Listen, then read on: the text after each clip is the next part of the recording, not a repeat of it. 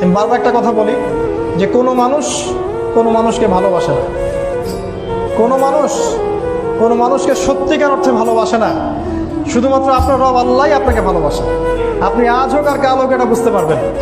আপনার গার্লফ্রেন্ড আপনাকে ভালোবাসে না, আপনার স্বার্থকে ভালোবাসে, আপনার অবস্থানকে ভালোবাসে, আপনার পরিবারের লোকজন আপনার অবস্থানকে ভালোবাসে।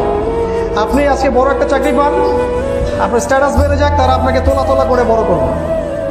ওই আপনি এমন একটা কাজ করেন, আপনি সুদের চাকরিটা ছেড়ে দিয়ে আসেন, ৮০,০০০ টাকা বেতন পেতেন, চাকরিটা ছেড়ে দিয়ে আসেন, রিজাইন দিয়ে আসেন, দেখেন আপনাকে কি বলে।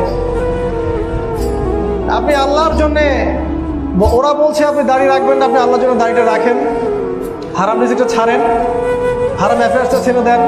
আপনার বড় ব্যবসা আছে কিন্তু হারাম, আপনি ছেড়ে দিয়ে পরিবার বর্গের কাছে আসেন, বলেন যে আমি আল্লাহর জন্য হারাম ব্যবসা ছেড়ে দিচ্ছি, দেখেন আপনাকে ভালোবাসে কিনা। মানুষকে ভালোবাসে না, অনলি আল্লাহ আমাদের রব আমাদেরকে ভালোবাসে। তো আল্লাহর জন্য সব ছাড়ার মানসিকতাটা থাকতে হবে। আল্লাহই আমার সব, আল্লাহই আমার রব, আল্লাহর জন্যই আমার জীবন, আল্লাহর জন্যই আমার মৃত্যু। কেউ আমার সাথে নাই, কেউ আমার সাথে যাবেও না।